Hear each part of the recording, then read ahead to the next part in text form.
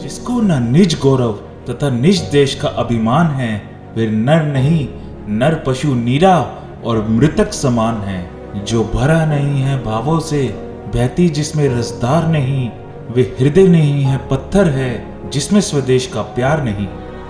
भारत की भूमि कभी भी वीरों से खाली नहीं रही। हर एक युग में इसने प्रमाण दिया है। यहाँ पर एक से बढ़कर एक वीर योद्धा पैदा होते रहे हैं। वैसे तो भारत में कई ऐसे वीर पैदा हुए हैं जिनकी कहानियां सुनकर आज के युवा प्रेरणा लेते हैं। उन्हीं में से एक थे गुरु गोविंद सिंह जी।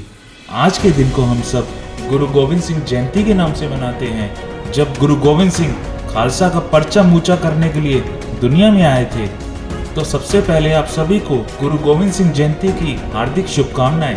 इसी के साथ आज की इस वीडियो में हम आपको गुरु गोविंद सिंह के जीवन से जुड़ी बातें बताएंगे, जिन्हें जानना शायद भारत के हर युवा के लिए जरूरी है। चिड़िया नाल में बाज लड़ावा, गिदड़ा नू मैं शेर बनावा, 1.25 लाख से एक लड़ावा, ता गोविंद सिंह नाम धरावा। गुरु गोविंद सिंह की ये बात उनके भीतर बसे उनके आत्मबल को बताती है। और ये बात गुरु गोविंद सिंह ने तब कही थी जब सिर्फ 40 सिखों के सामने 10 लाख की मुगल सेना खड़ी थी। मुगल बादशाह औरंगजेब का यही एक सपना था कि वे गुरु गोविंद सिंह को अपने सामने नतमस्तक होता देखें। इसके लिए उसने अपने वजीर को गुरु गोविंद सिंह के पीछे 10 लाख की फौज लेकर दौड़ा दिया। जब मुगल सेना ने गुरु गोविंद सिंह के किले को चारों तरफ से घेर लिया, तब किले के भीतर केवल 40 सिख थे और बाहर 10 लाख की बड़ी सेना।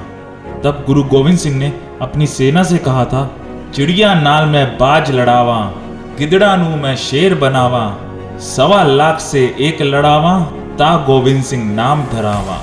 और इतना सुनते ही सभी सिखों में एक अलग जोश भर गया और अंदर से तेज गड़गड़ाहट के साथ सभी बोले, जो बोले सो निहाल, सत श्री अकाल। और इतना बोलते ही 40 सैनिक एक शेर की तरह उन 10 लाख मुगलों पर टूट पड़े और देखते ही देखते उनकी सेना को चकनाचूर कर वहां से निकल आए।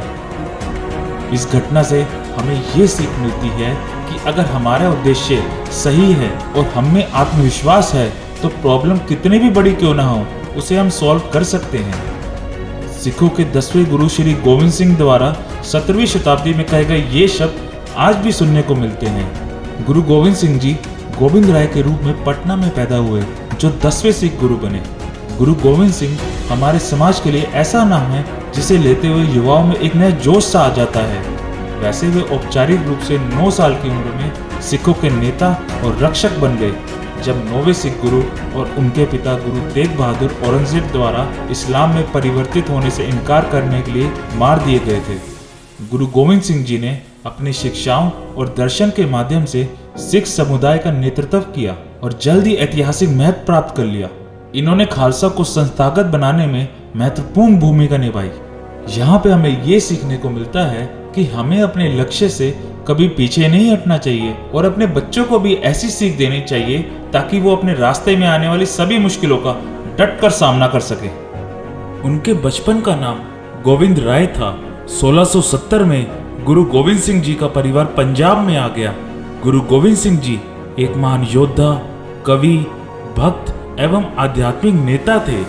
1699 बैसाखी के दिन गुरु गोविंद सिंह जी ने खालसा पंथ की स्थापना की थी। ये दिन सिखों के इतिहास का सबसे महत्वपूर्ण दिन माना जाता है। कहा जाता है कि गुरु गोविंद सिंह जी ने अपने पूरे जीवन में लोगों की सेवा और सच्चाई की राह पर चलते हुए गुजार दी। गुरु गोविंद सिंह जी का उदाहरण और शिक्षाएं आज भी लोगों को प्रेरित करती हैं। मुगलों के जुल्म और अत्याचारों से टूट चुके भारत में एक नई शक्ति का संचार करने के लिए उन्होंने 1699 में बैसाखी के दिन आनंदपुर साहब में एक सभा का आयोजन किया। हजारों की इस सभा में हाथ में नंगी तलवार लिए भीड़ को ललकारा, इस सभा में कौन है जो मुझे अपना शीश देगा। गुरुजी के ये शब्द सुनकर पूरी सभा में से जो 5 लोग अपने भीतर हौसला लिए अपना कुछ देने के लिए आगे आए, इन्हें गुरु गोविंद सिंह जी ने पंच प्यारे का नाम देकर खालसा पंथ की स्थापना की और नारा दिया, वाहे गुरु जी दा खालसा ते वाहे गुरु जी दी फतेह। गुरु गोविंद सिंह जी ने अपने सिख अनुयायियों के साथ मिलकर मुगलों के खिलाफ कई बड़ी लड़ाइयां लड़ी। गुरु गोविंद सिंह जी ने अपने जीवन को एक पूर्ण चरित्र के रूप में दिया है।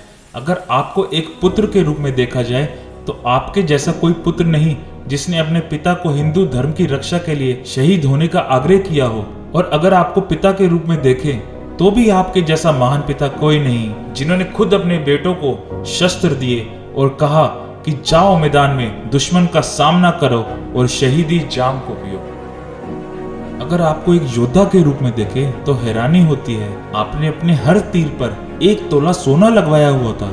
जब इस सोने का कारण आपसे सिखों ने पूछा कि मरते तो इससे दुश्मन है, फिर ये सोना क्यों, तो आपका उत्तर था कि मेरा कोई दुश्मन नहीं है, मेरी लड़ाई जालिम जुल्म के खिलाफ है।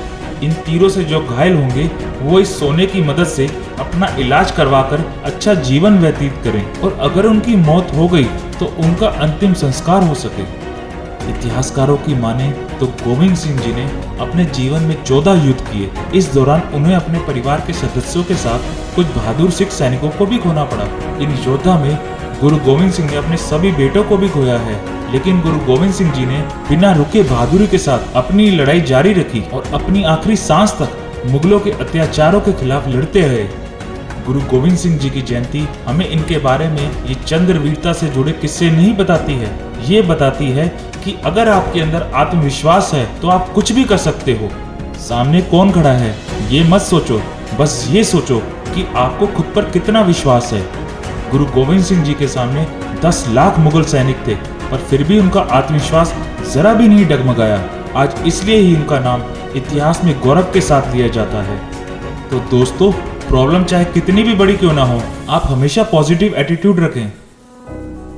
आपको गुरु गोविंद सिंह जी की कौन सी बात अच्छी लगी जो आप अपने जीवन में ढालना चाहते हैं, इस कमेंट बॉक्स में लिख के जरूर बताएं। और ऐसी और मोटिवेशनल वीडियोस के लिए please like, share and subscribe. See you in next video.